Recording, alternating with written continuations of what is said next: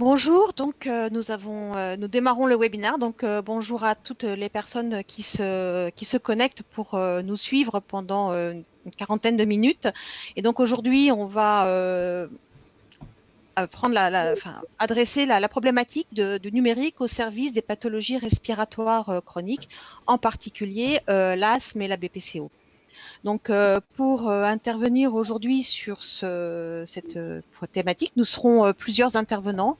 Donc, par ordre de prise de parole, pour aller du plus près du patient, peut-être à des aspects plus populationnels et généraux, nous aurons donc Vanessa Le Sobre qui interviendra sur un outil de réhabilitation. Donc, elle a créé un air de flûte qui a été lauréat du Respiration en fait en 2019, qui est donc un hackathon dédié à la pathologie respiratoire et qui expliquera quel est son outil de réhabilitation dédié aux patients atteints de pathologie chronique.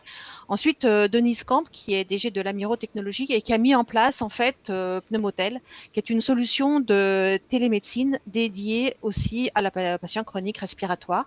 Et Antoine Malone, donc, qui est responsable du pôle prospective Europe et internationale de la Fédération hospitalière de France, décrira une approche populationnelle qui est mise en place pour adresser les patients chroniques, en particulier la BPCO fait partie des thématiques à adresser.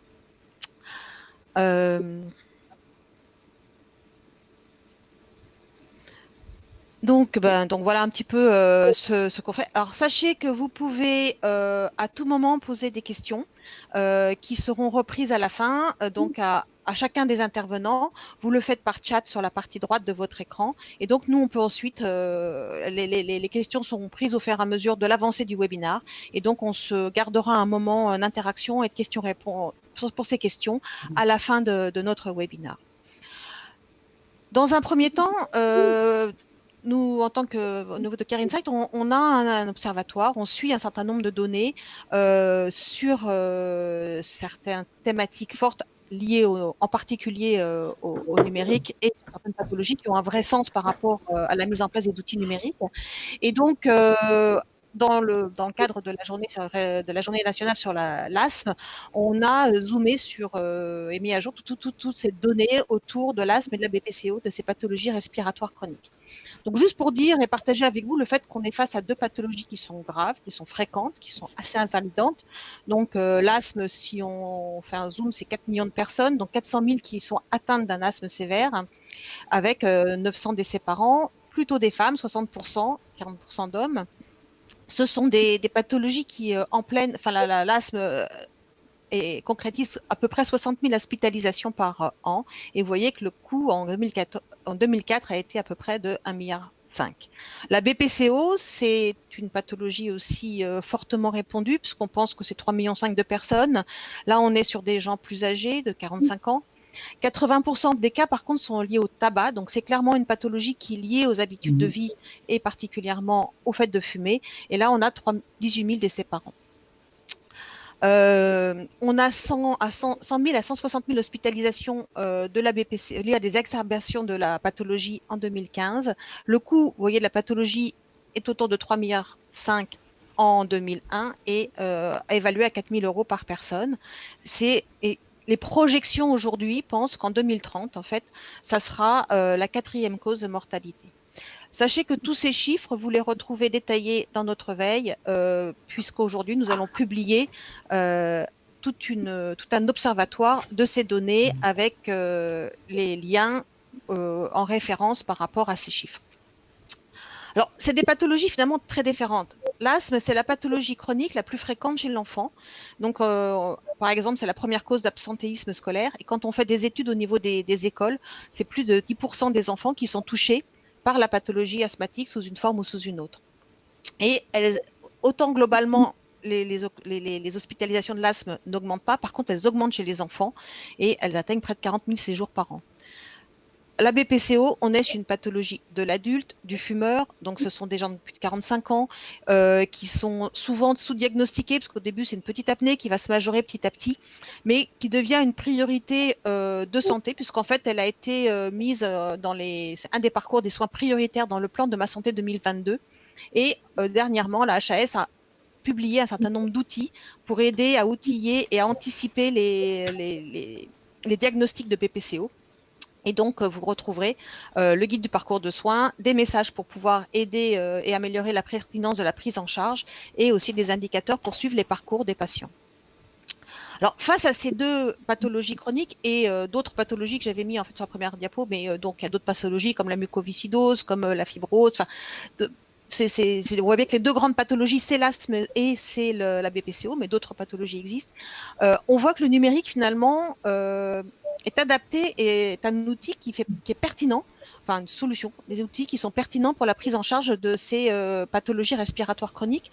Alors quelques exemples, par exemple la Fondation du Souffle, qui a publié en 2017 en fait toute une étude, la lettre du souffle, qui était dédiée aux objets connectés pour la pneumologie et qui disait c'est une déferlante d'outils numériques. Et donc on voyait tout un ensemble de solutions proposées pour la prise en charge des pathologies respiratoires chroniques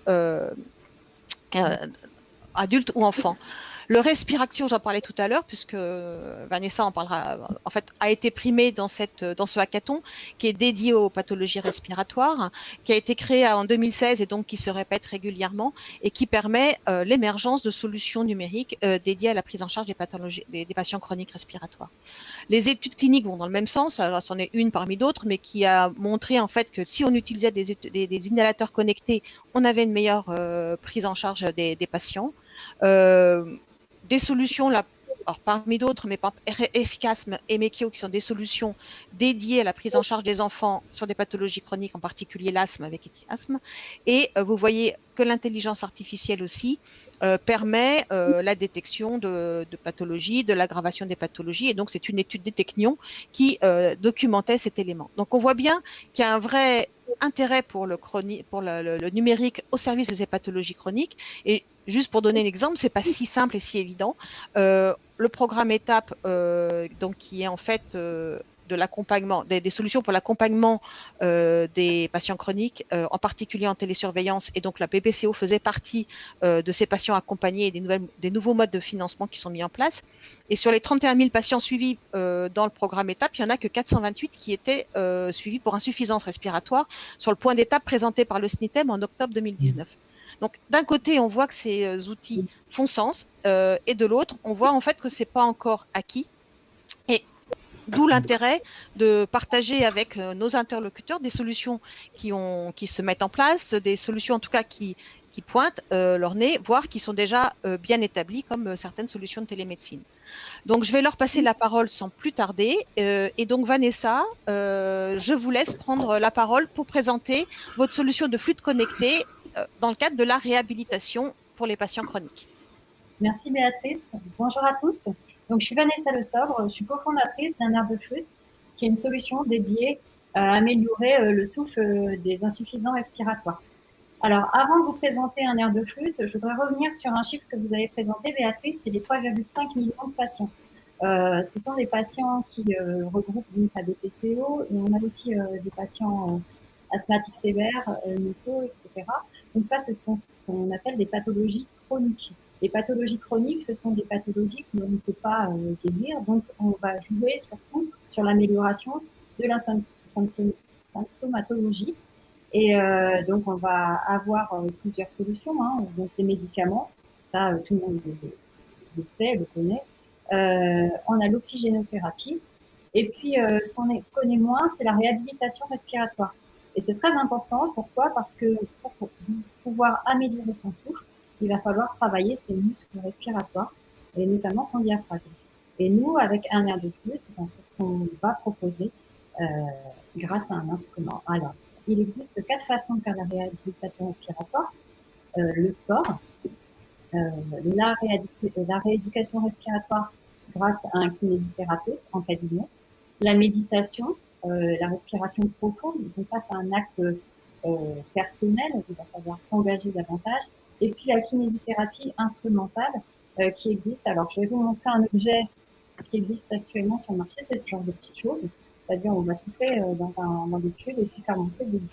Voilà, jusqu'à présent, on n'a pas inventé beaucoup plus de choses pour les patients pour faire de la kiné à domicile. Donc, je vous disais kiné en cabinet, sport, méditation et kinésithérapie instrumentale.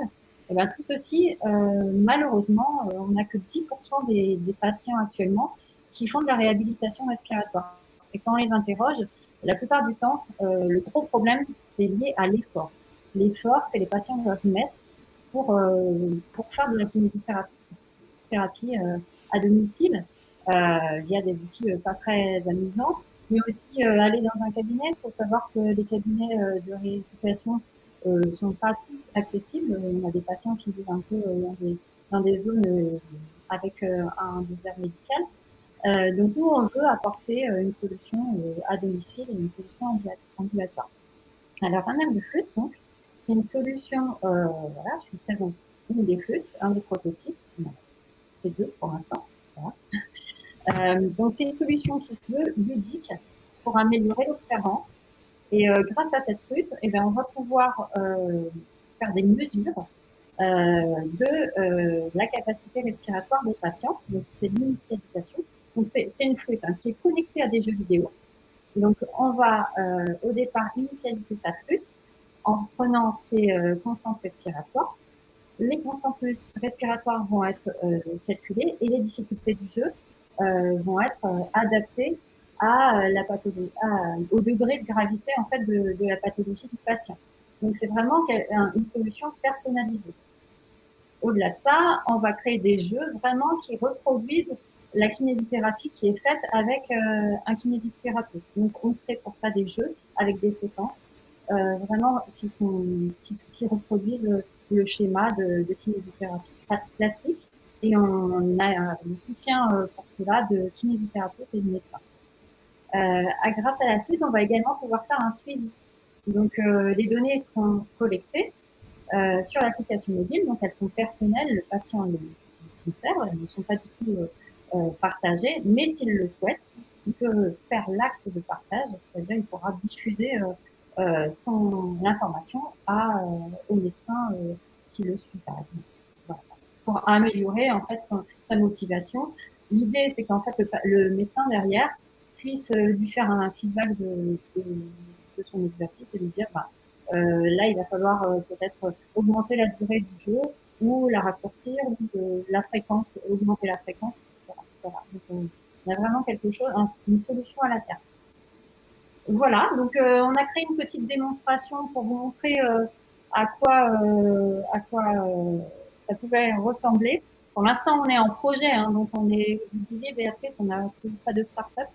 Mais on est en train on ne la crée pas pour l'instant parce qu'on est suivi par beaucoup de gens très intéressés et notamment sur des appels à projets, deux gros appels à projets, un sur Lille qui s'appelle Défi Santé et qui est un appel à projet qui regroupe Aura Santé, Aura Technologie et le CHU de Lille.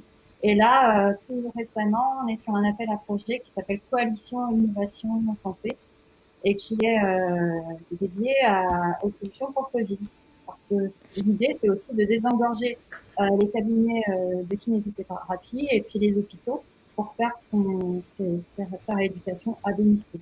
Et on pourra également le faire sur les patients qui ont été touchés sur les voies respiratoires par le Covid. Voilà. Voilà. Donc, je vous laisse. Je laisse la petite vidéo qui présente.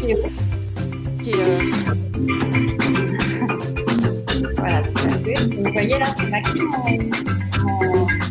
cofondateur de la société qui dans la flûte de manière différente.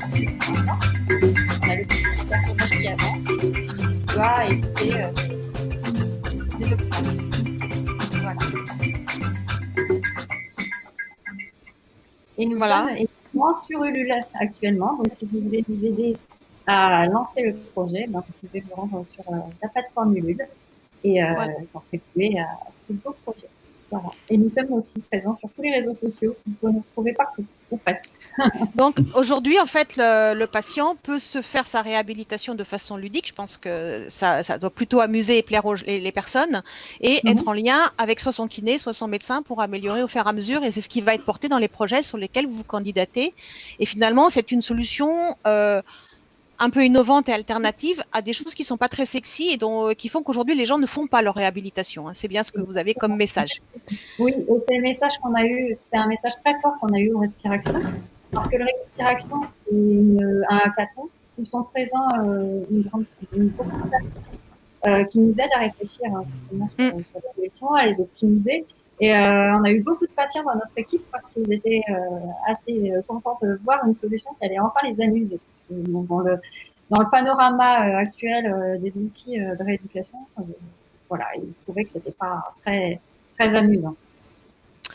Bah, merci beaucoup Vanessa. Alors Merci à vous. maintenant, on va passer sur quelque chose qui est alors moins émergent, mais qui est, par contre, je ne vois plus mes animateurs dans la liste, mais qui est quelque chose en fait qui existe maintenant, qui est c'est un réseau de télémédecine dédié à la pathologie chronique respiratoire qui a quelques années d'existence et qui va aussi, puisque on est quand même dans une époque un peu particulière, faire un petit aparté sur le Covid, puisque finalement, les patients insuffisants respiratoires chroniques, s'il n'y a pas de spécificité particulière, si ce n'est qu'ils doivent continuer leur traitement, sont quand même des patients fragiles et donc nécessitent parfois des solutions un peu adaptées.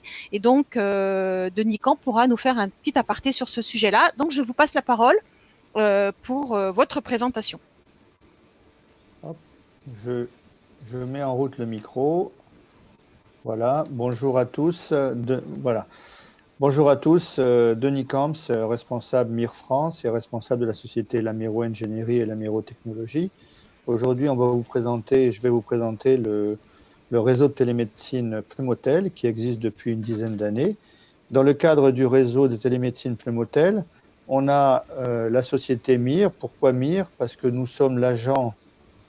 Je n'ai pas la main là sur le. Je le Voilà. fais si vous voulez. Voilà, oui, allez-y.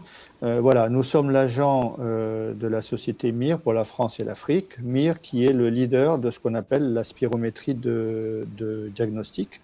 Donc le métier de MIR, c'est la spirométrie, l'oxymétrie qui est souvent associée à la notion des insuffisants respiratoires et la télémédecine. Il faut savoir que MIR vend dans plus de 100 pays aujourd'hui et nos appareils sont tous communicants, ce qui nous a conduit assez vite à aller vers la télémédecine.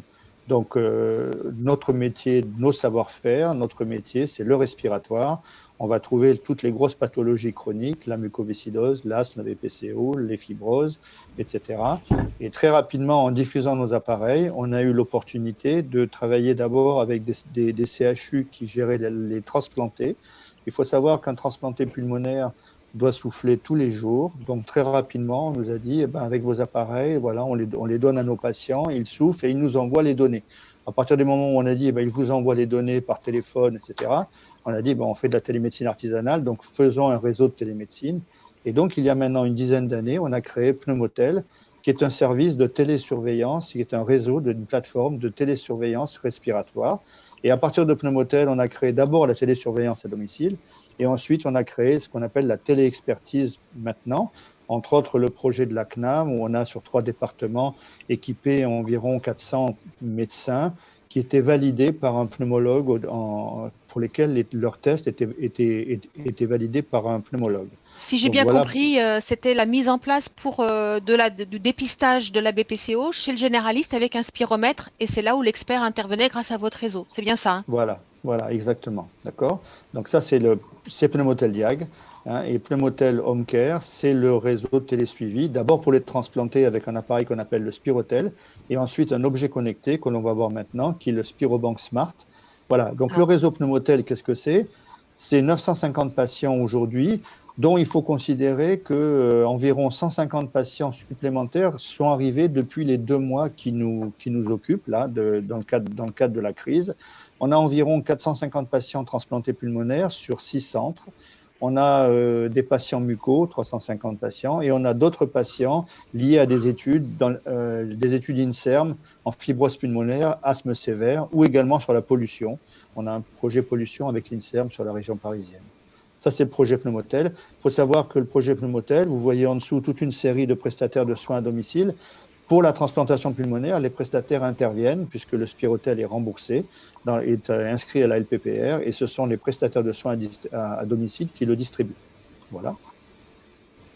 Voilà, donc qu'est-ce que le réseau Pneumotel? Eh bien, on voit ici la structure du réseau Pneumotel. Chez le patient, un oxymètre ou un spiromètre ou un nouveau produit que l'on va sortir, que vous voyez en bas, qui est le Spirobank Smart Oxy, qui fait les deux, qui est en train de sortir, c'est-à-dire il fait spiromètre et oxymètre tactile associé.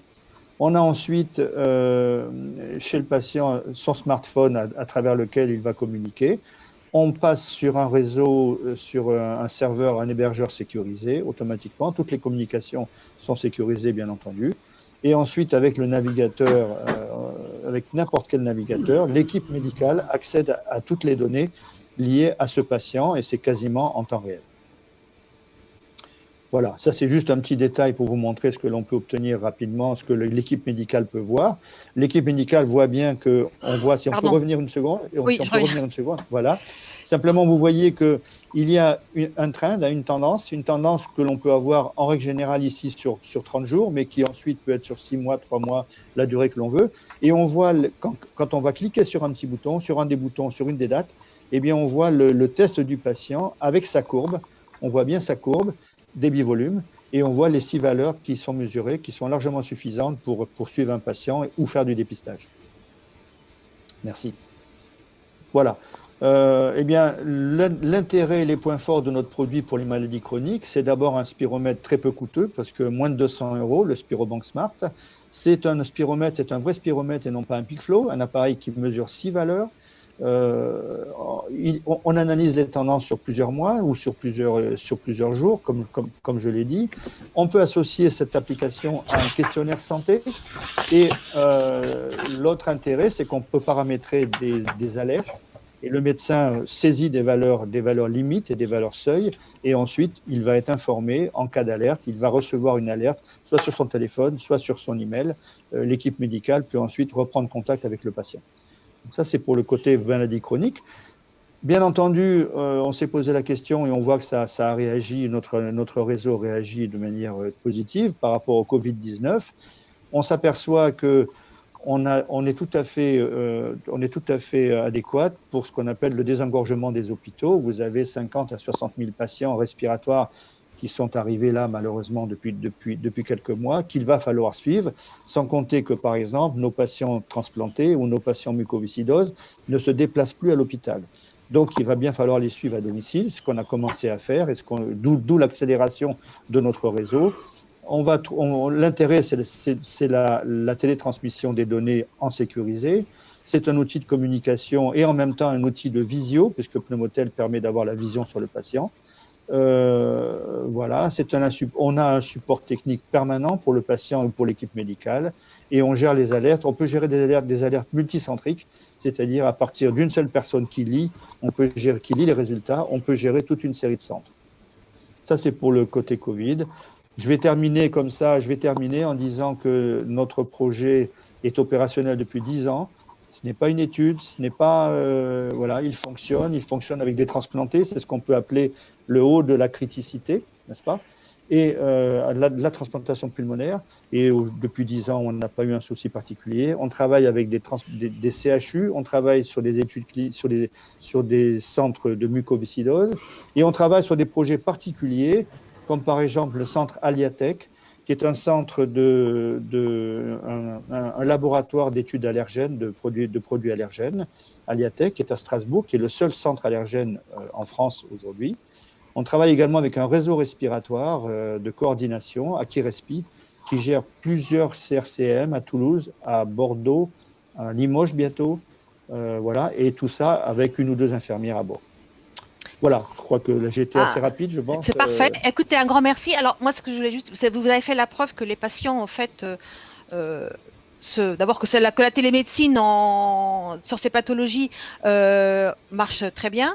Et j'ai vu aussi que vous n'avez pas eu de problème au niveau des patients qui se sont bien pliés et ont bien utilisé ces outils et ont su rentrer dans cette routine de télésurveillance, en particulier transplantés, sans difficulté majeure. Alors, là, vous mettez le doigt sur quelque chose de particulier, c'est qu'un patient qui doit être suivi régulièrement, on est tous un peu pareil, on a tendance à pas vouloir, dès qu'on va un peu mieux, ne voyons pas trop la pathologie, ce qui est normal. L'intérêt de la télésurveillance ici, c'est qu'elle augmente l'observance du patient, parce qu'un patient sait que il va recevoir un email qui lui dit attention, dans 2 jours, vous allez devoir nous envoyer un test ou souffler. Éventuellement, au bout de 2 jours, on lui dit vous n'avez pas envoyé le test. Voilà, ça c'est le médecin qui décide de la procédure. Donc automatiquement, et le patient sait qu'il est vu par son équipe médicale. Donc l'observance est largement améliorée. Merci beaucoup. Bah, écoutez, et alors moi j'avais été très impressionnée par Aliatech, qui est une cabine, si j'ai bien compris, complètement isolée, qui permet de tester tous les allergènes, et le patient est connecté dans la cabine et télésuivi pendant les tests, et c'est effectivement quelque chose qui est un outil de recherche tel que vous le décriviez, assez étonnant. Voilà, Aliatech a une chambre de 20 patients qu'ils mettent dans la chambre qui est close et qui, tous les quarts d'heure, l'air change jusqu'au moment où le patient fait sa crise, on va dire. Et à partir de là, quand il sort de la chambre allergène, bien sûr, et ben pendant 1 semaine ou 3 semaines, ça dépend des protocoles, il va être suivi à domicile. Merci beaucoup. Antoine, on va passer maintenant sur une approche populationnelle. Donc, on est sur plus une notion de territoire. Et donc, c'est une action qui a été menée par la FHF, donc avec ce qu'est la responsabilité populationnelle, ce qu'est la santé populationnelle. Et donc, je te passe la parole pour nous décrire ce que tu fais aujourd'hui dans ce cadre-là et en quoi ça peut être quelque chose de parfaitement pertinent pour la BPCO. OK. Donc, oui, merci. C'est effectivement un modèle, comme vous le savez, la notion de responsabilité populationnelle, c'est bien l'idée que l'ensemble des acteurs de santé d'un territoire sont responsables à la fois de l'amélioration de la santé de la population, mais aussi du maintien en santé des patients, donc éviter que leur état se dégrade. Donc, l'enjeu, bien sûr, c'était comment est-ce qu'on fait pour rendre ce concept qui est maintenant entré dans la loi, c'est l'article 20 de la loi santé, comment est-ce qu'on fait pour rendre ce concept opérationnel? Donc, ce que je vais vous présenter, c'est le modèle qui a été développé par la FHF, qu'on déploie actuellement dans 5 territoires volontaires. Donc, tout ça représente à peu près 1,5 million de population. Donc, c'est une très grosse expérience. Malheureusement, on le déploie sur le diabète de type, les populations atteintes ou à risque de diabète de type 2 ou d'insuffisance cardiaque, mais il est très vrai, comme tu l'as dit, Béatrice, qu'au début de la réflexion, on avait envisagé très sérieusement de le faire sur la BPCO. Ça s'est pas fait uniquement pour des raisons propres, en fait, aux hôpitaux des territoires volontaires où il y avait tout simplement pas de pneumologue, mais le modèle s'adapte, bien entendu, à tout type de pathologie chronique et probablement, d'après tout ce que je sais, étant pas médecin moi-même, mais d'après tout ce qu'on m'a dit, très, très bien, effectivement, à la gestion de populations atteintes ou à risque de BPCO. Alors, qu'est-ce que c'est le modèle de responsabilité populationnelle? C'est un modèle d'intégration clinique. Donc, en fait, on va essayer de faire travailler comme un système clinique unique l'ensemble des acteurs de santé qui sont nécessaires au maintien en santé d'une population ou à la prise en charge de patients individuels. Donc, on sait bien qu'on est dans un système en France très, très, très éclaté. La ville, l'hôpital, une multitude d'acteurs sociaux, etc. Donc, on va essayer de les faire travailler comme un système clinique unique, sans fusionner les gens. L'outil central, c'est l'élaboration de programmes cliniques par l'ensemble des acteurs de santé du territoire, incluant, comme on va le voir, les patients. C'est des programmes qui s'appuient sur une stratification de la population en fonction de ses besoins. Donc, on va partir des gens qui sont à risque de la pathologie jusqu'aux patients très, très, très complexes pour former une pyramide. Et donc, bien sûr, notre objectif, c'est d'éviter qu'une personne à risque de la pathologie développe la maladie et éviter qu'une personne qui est atteinte de la maladie voit son état se dégrader. Donc, comme je le disais, on le teste dans 5 territoires volontaires sur le diabète de type 2 et l'insuffisance cardiaque, mais il est adaptable à tout type de population. Alors, comme je vous le disais, l'objectif central, c'est de faire élaborer par l'ensemble des acteurs de santé du territoire un programme clinique. Et quand je dis ensemble des acteurs de santé, ça inclut nécessairement les patients, mais en fait, on inclut tous les gens dont on aurait besoin pour prendre en charge une population, donc bien sûr les médecins traitants, bien sûr les spécialistes de ville, bien sûr les ressources hospitalières, incluant les ressources en termes de données, mais aussi les collectivités territoriales, les caisses primaires, les infirmiers, les pharmaciens, etc., tous ceux qui touchent en vérité à la population. Et pour que ce programme soit construit, on va utiliser une série d'outils que je vais vous présenter maintenant, donc qui ont été développés par la FHF et les sociétés savantes concernées. Premier outil qui est nécessaire, bien sûr, c'est la capacité à définir des territoires de santé, puisque la façon dont fonctionnent aujourd'hui les hôpitaux et les médecins traitants, c'est qu'on s'occupe des patients qui viennent nous voir.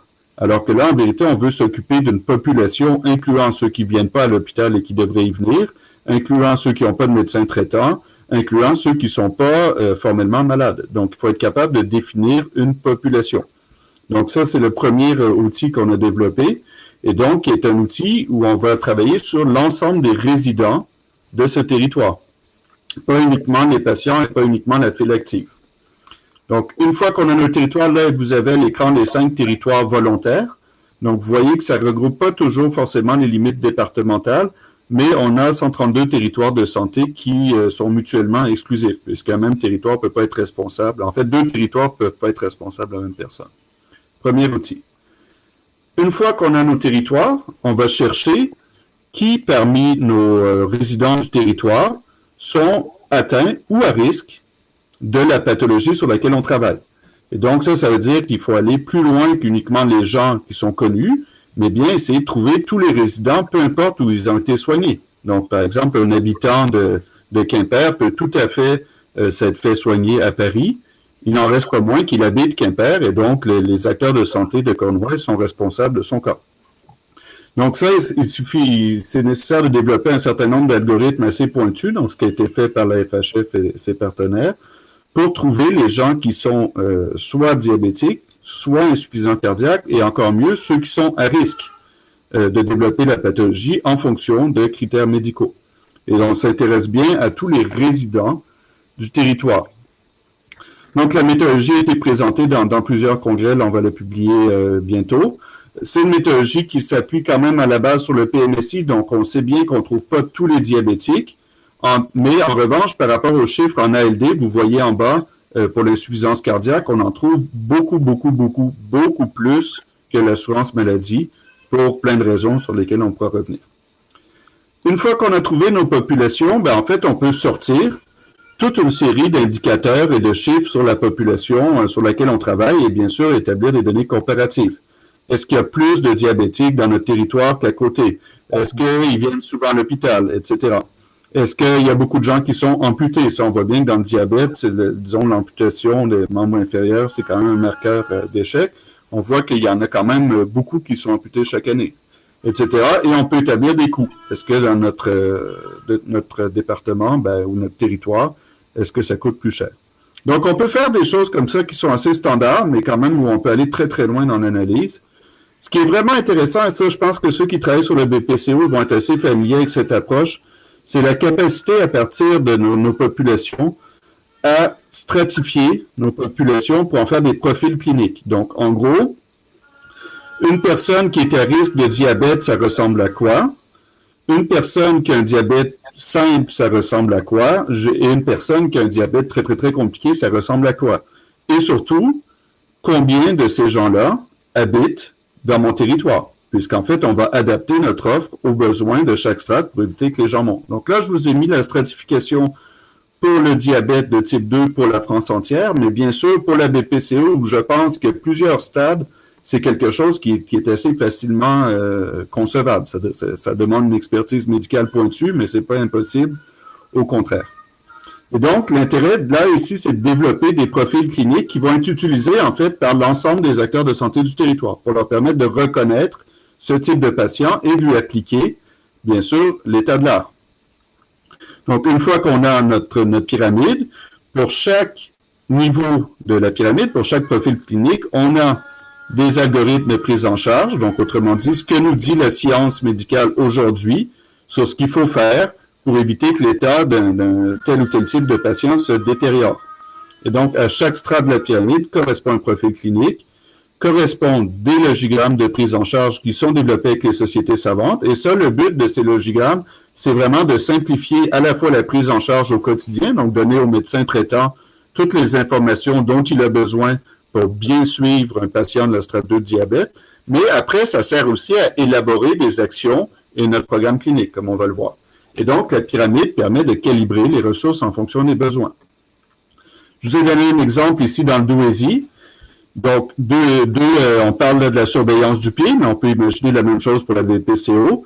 Qui doit faire l'objet d'une surveillance du pied dans le Douaisis? Ben, tous les diabétiques.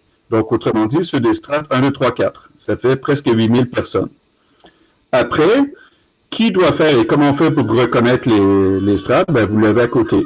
Après, la détection précoce des complications, qui est un stade plus haut, qui est un stade plus bas, ben, c'est les strates 1 et 2, parce qu'après, on va passer dans les trucs beaucoup plus complexes dans la prise en charge du pied. Donc là, on est sur 4800 personnes. Et donc, ça permet après de réfléchir un peu en disant, mais s'il faut faire une détection précoce des complications pour 5000 personnes dans le Douaisis, comment en pratique est-ce qu'on s'organise? Est-ce qu'on a des solutions? Si on fait une surveillance, est-ce qu'on peut mettre en place la télémédecine? Est-ce qu'on peut utiliser des outils? Donc, ça permet de réfléchir de façon très opérationnelle à ce qui serait nécessaire de déployer pour exécuter de façon optimale l'état de l'art médical pour ce type de patient.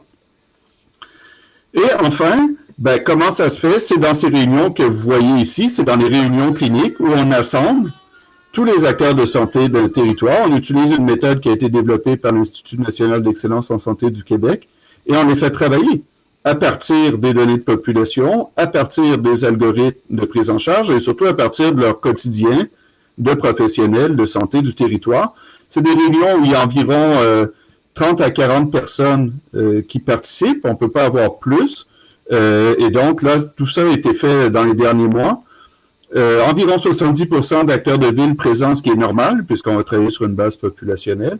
Donc, ça fait qu'au final, dans les derniers mois, on est à peu près, je vous dirais, à peu près 5 à 600 acteurs de santé qui ont participé à des réunions pour élaborer ensemble les actions qu'ils vont faire chez eux pour prendre en charge les populations atteintes au risque de diabète et d'insuffisance cardiaque. Donc, on voit que ce modèle, en fait, permet d'intégrer facilement des innovations, des outils et de façon rationnelle, parce que tu l'as dit un peu, Béatrice, c'est souvent l'obstacle n'est pas technologique, c'est simplement que les gens ne connaissent pas la solution, ne savent pas vraiment comment l'utiliser en pratique, ne savent pas connecter la solution avec leur pratique de travail.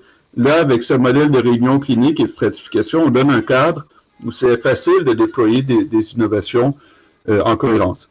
Et ce qu'on voit sur le terrain, c'est que ça marche très bien.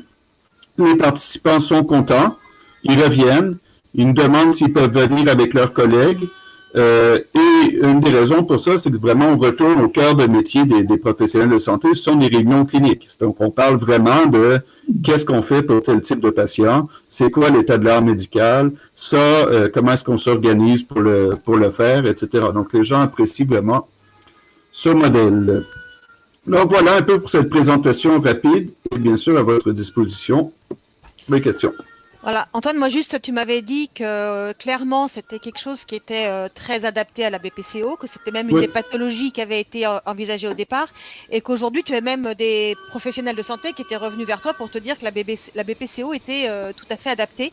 Et je pensais que c'était une pathologie, enfin quand on regarde un peu, qui au début est très difficile à dépister, enfin elle est dépistée souvent trop tard, puisqu'en fait c'était assez discret au départ. Et tu penses effectivement que cette approche populationnelle pourrait permettre aux professionnels de santé, éventuellement comme ce qu'a mis en place Pneumotel avec des outils dispatchés sur pas mal de personnes, pourrait effectivement permettre cette prise en charge plus tôt, plus précoce, plus généraliste, plus partagée pour la BPCO. Oui, en fait, quand on avait développé le modèle, on avait conduit des tests, si vous voulez, de réunions cliniques sur la BPCO. Et on se rendait compte un peu de ce que tu disais, c'est-à-dire qu'en matière de prévention, de dépistage, on n'est pas très bon. Et ça tient aussi au fait que les gens ne savent pas trop, c'est une maladie discrète, ne savent pas exactement quoi faire, ne savent pas exactement quand utiliser, quel outil, etc. Et donc, on voyait qu'il y avait une courbe de progression importante et qui pouvait être atteinte facilement. Et on voyait aussi que les ressources en fait, toute cette étape-là de dépistage précoce, de prévention, etc., bien sûr, ne pourrait pas être faite par les pneumologues de l'hôpital, puisque c'est des volumes de population beaucoup trop grands et souvent, c'est aussi des populations plus précaires, c'est des populations plus éloignées, donc ça demande une très, très bonne connaissance du terrain. Et on voyait que le modèle était très bien adapté. Et enfin, et là, je suis pas médecin, donc je suis très prudent avec ça, mais ce qu'on me dit de la BPCO, c'est que c'est une pathologie aussi qui progresse par stade ou par étape.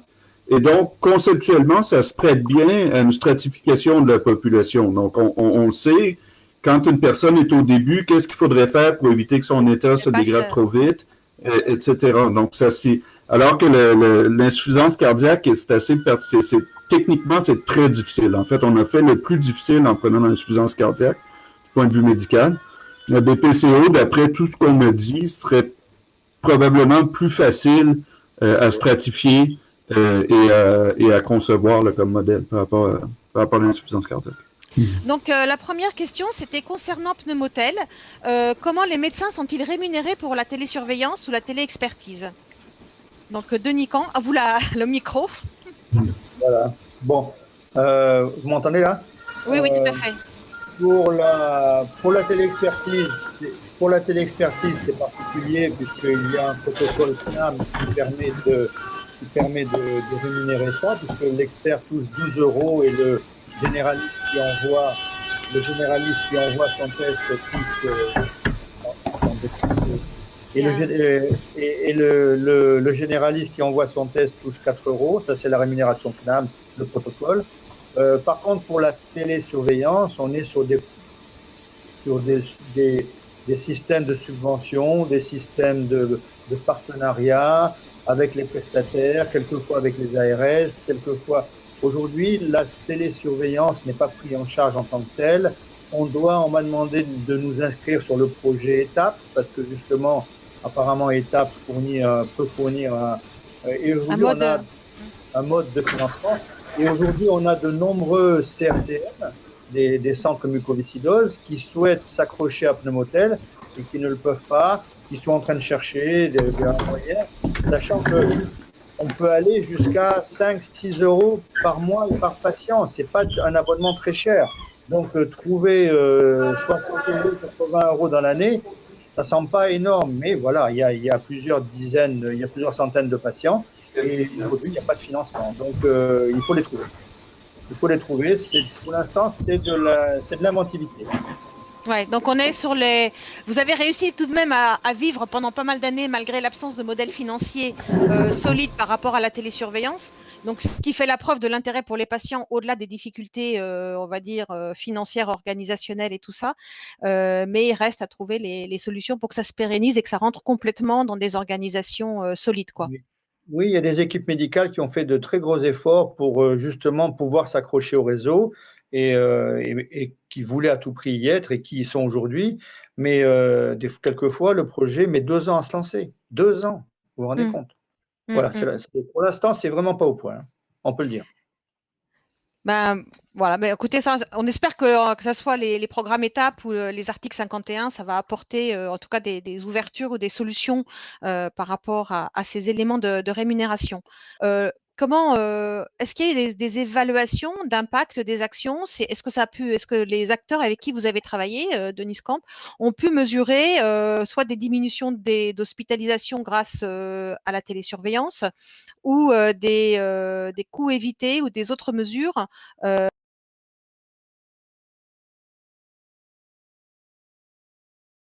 Par exemple, on prend le cas de la transplantation. Il y a des services qui ont voulu s'y mettre. Aujourd'hui, avec la télésurveillance, les symptômes apparaissent au test de souffle, par exemple, une huitaine de jours avant que le patient ressente les symptômes. Et comme on sait qu'on est tous, c'est ce que je disais tout à l'heure, c'est-à-dire qu'on fait toujours retarder un peu les choses, ça va s'arranger, etc. Il peut se passer 10-15 jours avant que vraiment le patient soit atteint par les symptômes. Et donc, aujourd'hui, grâce à la télésurveillance, on va pouvoir faire rentrer le patient ou le corriger tout de suite sur son traitement ou lui demander ou vérifier son test. Et en même temps, s'il faut le rentrer en urgence, il va rentrer en urgence normale 8 jours. Si on attend les 2 semaines où il a vraiment les symptômes, etc., il va rentrer en urgence transplant, il va y passer 3 semaines. Et les coûts sont phénoménaux. D'accord. Donc, sans qu'il y ait une évaluation publiée, vous avez pu constater clairement ces gains de. Et j'ai compris aussi que pour les patients Covid, là, vous leur permettez aussi d'éviter des passages hospitaliers enfin, en tout cas, pour les non-Covid, mais insuffisants respiratoires, voilà. Vous leur évitez des passages hospitaliers et vous leur permettez, en fait, d'être, entre guillemets, suivis à domicile sans prendre de risques. Voilà, c'est-à-dire que les centres mucoviscidoses ou transplantation ou même d'autres centres EFR que l'on peut avoir, avec qui on travaille, s'aperçoivent qu'ils n'ont plus les patients chroniques, ils ne peuvent plus avoir les visites régulières qu'ils ont tous les 2 mois ou tous les 3 mois. Pour l'instant, les patients soit ne veulent pas, soit ne peuvent pas, soit voilà, on est dans un contexte très complexe. Et donc, l'idée de les accrocher au réseau et pouvoir les voir au quotidien, mais même ne serait-ce qu'à la semaine, leur demander une fois par semaine, au moins on va avoir un suivi sur une tendance et on n'aura pas besoin de le faire venir tous les mois ou tous les 2 mois et ça va peut-être permettre de passer cette période. Merci beaucoup. Alors, j'étais en train de voir, mais j'ai l'impression que Antoine est toujours en silence. On le voit, mais il nous entend manifestement, mais il n'a pas retrouvé le micro. Je ne sais pas très bien, parce qu'en fait, la question était pas mal sur ce qu'était la responsabilité populationnelle et la santé populationnelle. Alors, je ne sais pas si tu veux commencer à écrire quelques mots en chat, Antoine, si on ne peut pas t'entendre. Et si, parce que je sais qu'en plus, il y a tout un ensemble d'études financières qui ont été menées dans ce qu'il a réalisé sur les différents départements ces territoires où il est impliqué. Sur qu'est-ce que c'est l'organisme responsabilité populationnelle?